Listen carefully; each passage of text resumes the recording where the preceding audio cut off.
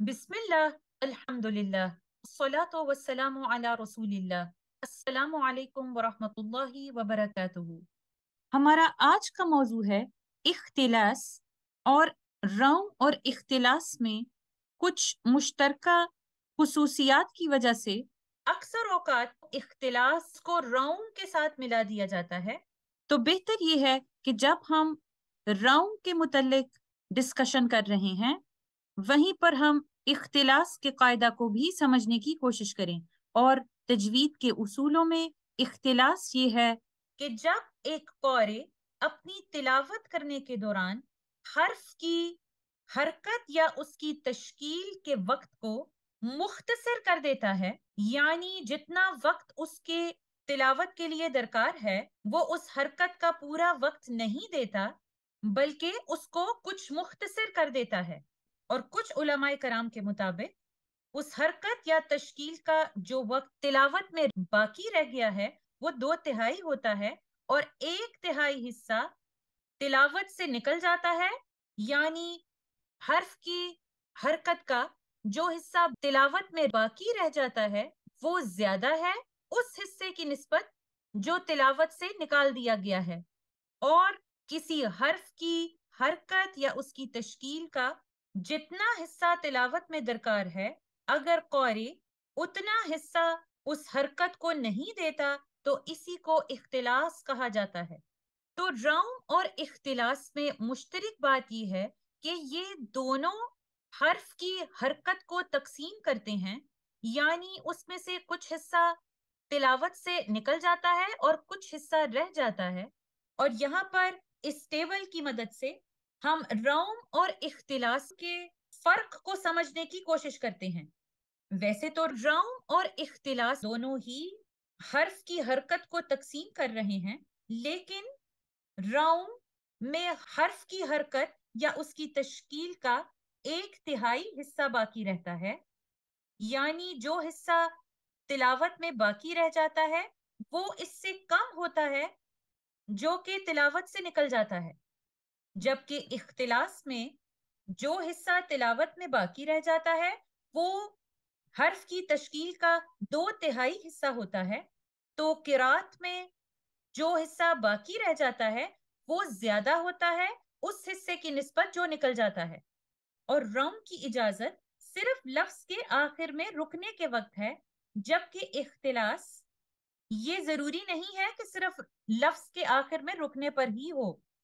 और रौम सिर्फ 2 सूरतों में हो सकता है, जब लफ्ज के आखिर पे जेर या पेश हो। लेकिन इख्तिलास किसी भी हरकत के साथ हो सकता है, यानी जेर जबर पेश इन तीनों में इख्तिलास कहीं पर भी हो सकता है। लेकिन एक बात यहाँ पर याद रखने की है कि हफ्सन आसिम तरीक़त शातिबिया के मुताबिक अपनी तिलावत करते हुए हमें इख्तिलास के कायदा को अवॉइड करना चाहिए और हुरूफ की तश्कील और उनकी हरकत का मुकम्मल टाइम ही उनको देना चाहिए। अलबत्ता कुरान मजीद में सिर्फ एक मुकाम ऐसा है जब हम अपनी तिलावत हफ्स आसिम तरीक़त शातिबिया के मुताबिक कर रहे हैं, तो कुरान मजीद में सिर्फ एक लफ्ज तमन्ना जो सूरा यूसुफ आया नंबर 11 में मौजूद है, और ये आपको कुरान में इस तरह से लिखा हुआ नजर आता है कि उसके ऊपर कुछ इस तरह की अलामत नजर आती है जो एक डायमंड शेप है।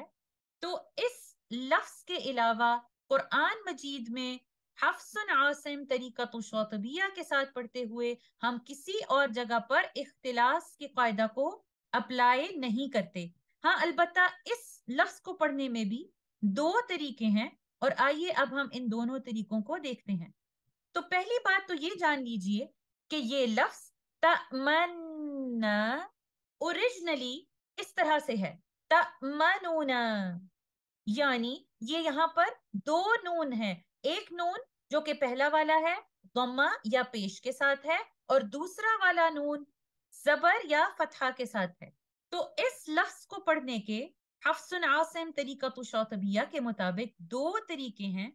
पहला है इदगाम मा इश्माम, यानी हम पहले वाले नून को दूसरे वाले नून के अंदर मदगम कर देंगे, लेकिन पहले वाला नून जिसके ऊपर दम्मा है उसके हरकत की निशानदही इश्माम के साथ करेंगे, यानी अपने होंठों को गोल करते हुए, जिस तरह से हम दम्मा के लिए उनको गोल करते हैं उस तरह गोल करते हुए इस लफ्ज की अदायगी करेंगे। लेकिन जब हम अपने होंठों को दम्मा या पेश पढ़ते हुए गोल करेंगे तो वहां पर दम्मा या पेश की आवाज नहीं होगी, और इस लफ्ज की अदायगी हम कुछ इस तरह से करेंगे। ما لك لا تأمنا على يوسف، यानी तमन्ना तमन्ना। और दूसरा तरीका यहाँ पर इस लफ्ज को पढ़ने का है इजहार मा इख्तिलास। यहाँ पर हम इख्तिलास का कायदा फॉलो करेंगे, और वो कायदा हम जो पहले वाला नून है जिसके ऊपर पेश या दम्मा है उसको पढ़ते हुए करेंगे। और इस लफ्ज की अदायगी इजहार मा इख्तिलास इस तरह से होगी। ما لك لا تأمننا على يوسف، यानी तमनुना तमनुना, यानी हरफ नून जो दम्मा के साथ है उसका पूरा टाइम मैं इसको नहीं दूंगी, इस तरह से नहीं पढ़ूंगी तमनुना, बल्कि पहला वाला नून जिसके ऊपर पेश की अलामत है उसको इख्तिलास के साथ पढ़ूंगी। दोनों नून को क्लियरली इजहार के साथ पढ़ा जाएगा इस तरह से तमनुना तमनुना। और हफ्स और आसिम तरीक़त शातिबिया के तरीके से कुरान मजीद की तिलावत करते हुए ये वाहिद मुकाम है जहाँ पर हम इख्तिलास के कायदा की पैरवी करते हैं। इसके अलावा हम किसी भी हर्फ की हरकत को इख्तिलास के साथ नहीं पढ़ते। हाँ, अलबत्ता रौम और इश्माम किसी लफ्ज के आखिर पे अपनी तिलावत को रोकने के दो मुमकिना तरीके हैं, और अगर एक क़ारी इन दोनों तरीकों के साथ अपने तिलावत को रोकना चाहता है तो जरूरी है कि वो किसी उस्ताद के सामने बैठकर ही इनको पढ़े और सीखे।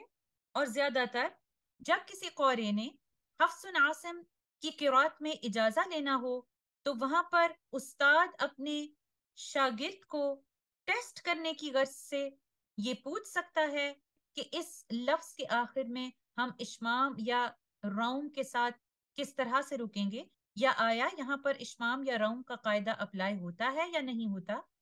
और ये भी जानने के लिए कि क्या तालिब इल्म को लफ्ज के आखिरी हर्फ की हरकत या उसकी तश्कील का इल्म है या नहीं, वरना अमूमी तौर पर हम वक्फ बिस्सुकून के कायदा की पैरवी करते हुए ही अपनी तिलावत को किसी लफ्ज के आखिर में रोकते हैं।